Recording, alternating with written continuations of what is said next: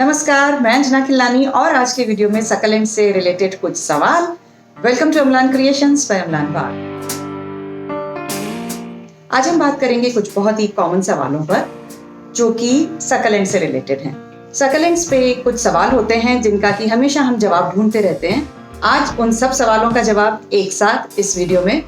अक्सर ये होता है सवाल कि इसको कैसे पॉट में उगाया जाए, कि पॉट किस किस्म का हो, सेरेमिक का हो, टेराकोटा का हो या फाइबर का हो, कैसा पॉट होना चाहिए।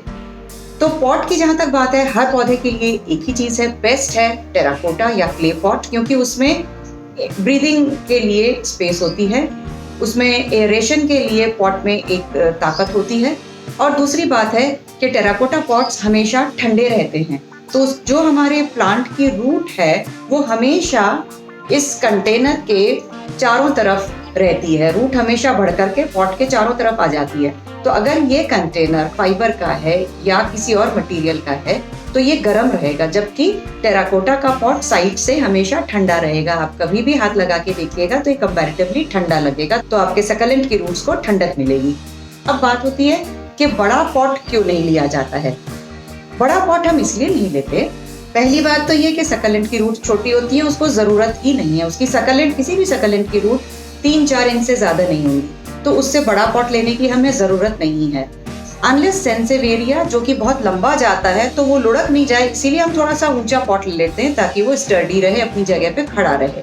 बाकी जो भी छोटे छोटे सकलेंट्स होते हैं उनकी 3 इंच 4 इंच की मैक्सिमम रूट्स होती हैं, उनके लिए ये छोटे छोटे पॉट सफिशिएंट है। 3-4 इंच के पॉट्स ले लीजिए। बड़े पॉट में क्या होता है कि ज्यादा मिट्टी है तो आप ज्यादा पानी डालेंगे, वो बहुत देर तक गीला रहेगा और असर ये होगा कि जो प्लांट की रूट्स हैं वो ज्यादा गीलेपन की वजह से रूट रॉट होना शुरू हो जाएगा, जड़ें गल जाएंगी और पौधा अल्टीमेटली खत्म हो जाएगा। सकलेंट्स में ज्यादातर प्रॉब्लम ओवर वाटरिंग की ही होती है, इसलिए हम बड़े पॉट्स अवॉइड करते हैं और छोटे पॉट्स में ही सकलेंट्स को लगाते हैं। दूसरा एक सवाल अक्सर पूछा जाता है कि हम सकलेंट में ये व्हाइट चिप्स क्यों लगाते हैं। व्हाइट मार्बल की चिप्स होती हैं या कोई भी किस्म के पेबल्स या सैंड हम ऊपर से सकलेंट में डालते हैं, उसकी 2 वजह हैं। पहली वजह तो ये कि ये सुंदर लगते हैं। अब देखिए, ये एक सकलेंट है बिना चिप्स का, और जैसे ही इसमें चिप्स डाले तो इसकी शक्ल ऐसी हो जाती है। तो जब इस खूबसूरती को भी निकालना होता है तो एक तो हो गई ये वजह। दूसरी वजह होती है कि जब भी हम इन सकलेंट्स में वाटरिंग करते हैं तो मिट्टी उड़ कर के इन पत्तियों को ना लगे, वो भी बच जाती है। तो एक्सेस वाटर या एक्सेस मिट्टी इन पत्तियों को टच ना करें, तो ये पेबल्स जो हैं वो उसको उछलने नहीं देते पानी को, इसीलिए भी हम ये पत्थर लगाते हैं। एक सवाल आता है कि इन्हें रीपॉट कब करना चाहिए। February is the best time to repot all the succulents, या आपको उसको मल्टीप्लाई करना है, डिवाइड करना है, प्रोपोगेट करना है, जो कुछ भी करना है, फरवरी इसके लिए बेस्ट टाइम है, क्योंकि विंटर्स में ये डॉर्मेंट थे और जैसे ही स्प्रिंग आता है तो इनमें एक नया जोश आना शुरू हो जाता है और फिर ये बढ़ना भी शुरू होते हैं। तो उस समय इसको बहुत अच्छे से फर्टिलाइज करना चाहिए, अच्छे से खाद दे दीजिए। और उसके बाद फरवरी से लेकर के जुलाई अगस्त तक का जो पीरियड होता है उसमें 2 बार आप लिक्विड फर्टिलाइजर दे दीजिए।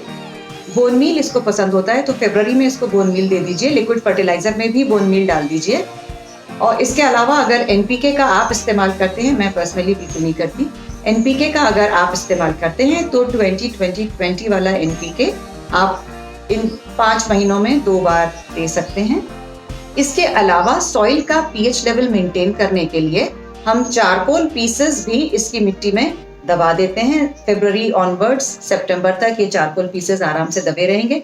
सितंबर में हम थोड़ी सी इसमें वापस से खाद डाल के इनको छोड़ देते हैं ताकि ये अपनी सर्दियां आराम से निकालें। फरवरी में फिर से इनकी एक नई तैयारी शुरू हो जाती है। तो ये थे सकलेंट्स के कुछ इंपॉर्टेंट सवाल जो कि अक्सर पूछे जाते हैं। उम्मीद है आपकी कुछ क्वेरीज सॉल्व हुई होंगी। अगर ये वीडियो पसंद आया है तो लाइक कर दीजिए, फ्रेंड्स के साथ शेयर कीजिए और अमलान क्रिएशंस को सब्सक्राइब कीजिए। मिलते हैं अगले एपिसोड में। नमस्कार।